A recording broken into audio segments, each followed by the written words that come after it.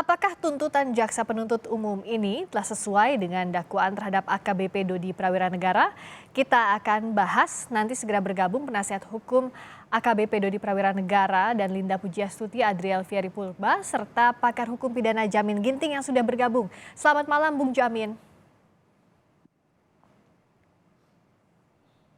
Bung Jamin, selamat malam. Dengan Friska di sini, bisa mendengar suara saya? Selamat malam.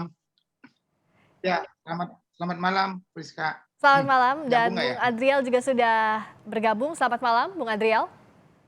Selamat malam, Mbak Rizka. Selamat Saya malam. ke Bung Adriel dulu. Kalau dari sisi Anda terkait tuntutan jaksa terhadap AKBP Dodi dan Linda Pujiastuti, apakah sudah sesuai dengan dakwaan? Sudahkah memenuhi rasa keadilan? Ya, kalau menurut kami memang kami sangat kecewa ya, semua kecewa dengan tuntutan JPU, terkhusus juga buat yang kami ajukan sebagai justice kolaborator, yaitu Bapak AKBP Dodi Prawiranegara, Ibu Linda Pujiastuti, dan Bapak Samsul Ma'arif, karena dalam tuntutannya kami lihat tidak ada kejujuran ataupun bagaimana konsistensi Bapak Dodi, Ibu Linda, dan Bapak Samsul Ma'arif dalam mengungkap peristiwa ini tidak dibunyikan, tidak ditetapkan sebagai justice kolaborator juga di dalam tuntutannya, yang mana kami sudah mengajukan justice kolaborator hari Selasa kemarin. Kami sudah bersurat ke Kepala Kejaksaan Negeri Jakarta Barat, namun sampai dengan dibacakannya tuntutan tadi siang, kami tidak ada mendengar sedikit pun mengenai justice kolaborator. Dan yang meringankan juga tidak ada dibahas sama sekali bagaimana Bapak Dodi jujur, Ibu Linda jujur. Yang meringankan hanya mengenai Pak Dodi, Ibu Linda, dan Samsul Ma'arif mengakui kesalahan. Begitu. Menurut Anda itu semestinya dipertimbangkan oleh jaksa penuntut umum terkait dengan pidananya?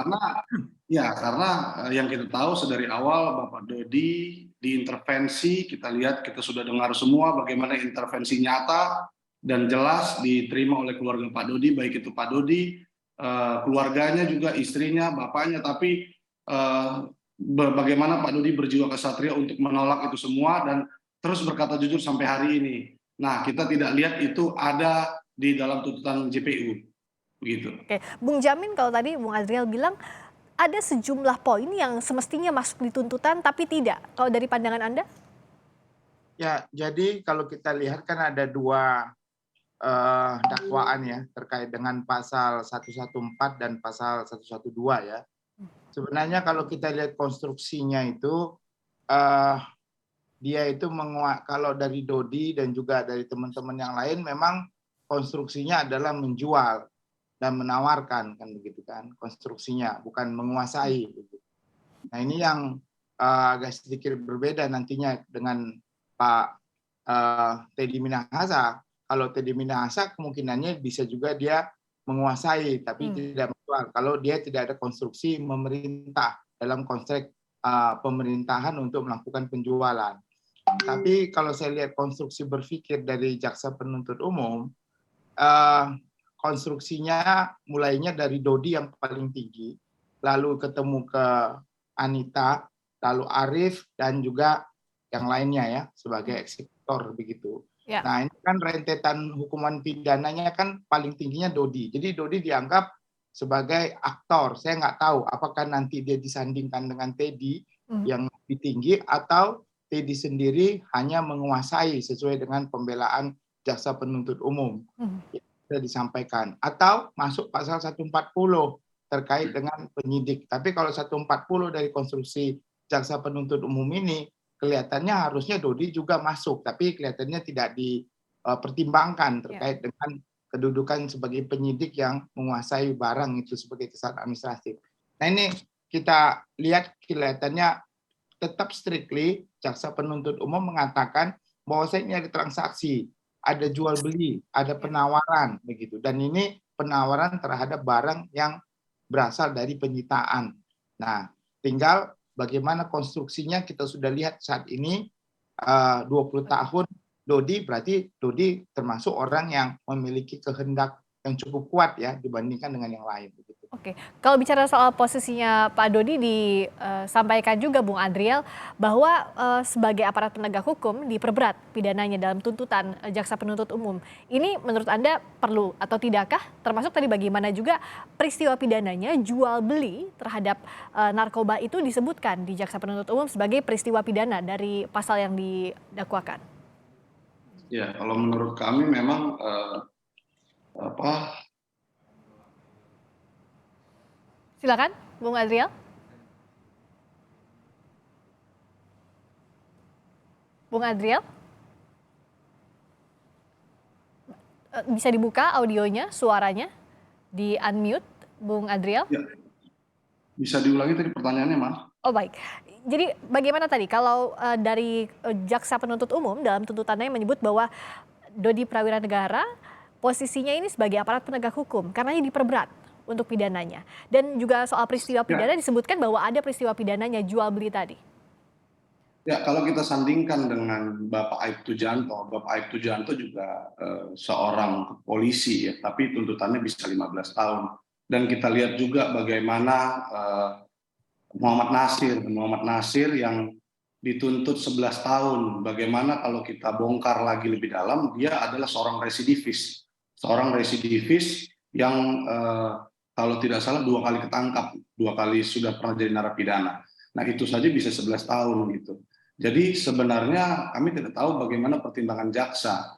Karena dan kita lihat juga bahwa tadi ada di dalam pertimbangan JPU bahwa Pak Dodi itu juga ikut memerintah katanya, memerintah Arief. Yang kita tahu sama-sama Arief itu dan Pak Dodi tidak bisa dipisah-pisah. Ya kan, ini adalah rangkaian peristiwa yang menurut kami serangkaian full gitu. Jadi Pak Dodi dan Arief itu sebenarnya menjadi satu kesatuan yang menerima perintah dari Teddy Minahasa. Dan aktor intelektualnya itu adalah Pak Teddy Minahasa. Jadi menurut kami kalau dibilang Pak Dodi tinggi karena hanya karena dia polisi yang harusnya mengamankan narkoba, tapi kita lihat juga disandingkan dengan Aibtu Janto bisa 15 tahun. Nah, menurut kami ini ada tanda tanya.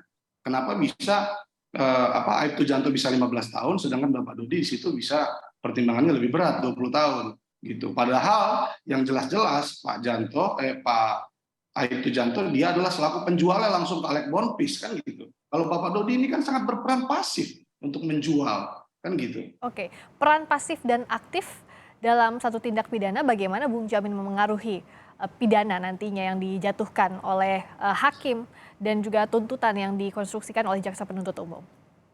Ya, jadi Anita itu taunya Dodi ya. Dia Arief itu baru taunya belakangan. Jadi Anita taunya Dodi dan dianggaplah Dodi satu-satunya orang yang memberikan itu sebagai suatu tindak pidana yang mempunyai niat dan meyakini bahwasannya itu juga jaksa penuntut umum meyakini bahwasannya Dodi lah orang yang memang memiliki yang kehendak untuk menyampaikan itu kepada Anita begitu. Oke.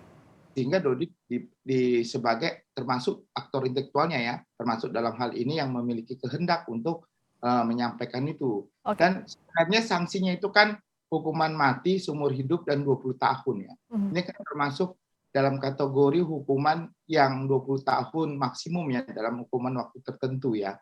Artinya masih ada lagi sanksi pidana yang lebih tinggi yaitu hukuman seumur hidup dan hukuman mati. Saya kira JPU sudah memberikan gambaran bahwasanya kedudukan dia ini 20 tahun udah pantas begitu kan karena kedudukannya sebagai orang yang diketahui Anita langsung ya, bukan si Arief begitu, Mbak. Oke, itu tadi 20 tahun sementara masih ada seumur hidup dan hukuman mati. Tapi kalau dari Bung Adriel tentu akan dimanfaatkan nanti momentum pledoi. Apa saja yang disiapkan sejauh ini dan poin-poin mana yang utamanya akan disanggah? Tentu banyak poinnya, tapi mana yang utamanya Bung Adriel? Ya, jadi kalau dalam pledoi nanti memang kami akan memasukkan penerapan pasal 48 dan 51 itu yang utama. Bagaimana Bapak Dodi yang sudah diutarakan oleh ahli pidana Dr. Dian Aryawan Tawang pada saat itu, memang adanya daya paksa secara psikis, ya kan, atau daya paksa relatif. Itu memang terlihat jelas ketika Bapak Dodi ada bergaining, Bapak Teddy Minasa ketika itu memang asumsi Pak Dodi dipindahkan dari yang dia Kapolres Bukit Tinggi sudah melakukan pengungkapan 1,4, dia berprestasi tapi malah dipindahkan, kan begitu. Itu satu. Yang kedua, dia didesak. Dia sudah menolak perintah yang salah tersebut 2 kali, yang mana kita tahu bagaimana sulitnya untuk menolak perintah atasan yang salah itu, seorang jenderal lagi kan, tapi dia sudah menunjukkan bahwa dia tidak setuju dengan perintah tersebut kan. Jadi sebenarnya kalau kita lihat bagaimana Pak Dodi ini sudah menolak perintah itu kan gitu. Jadi sebenarnya harusnya memang hukuman terendah itu ada pada Pak Dodi gitu.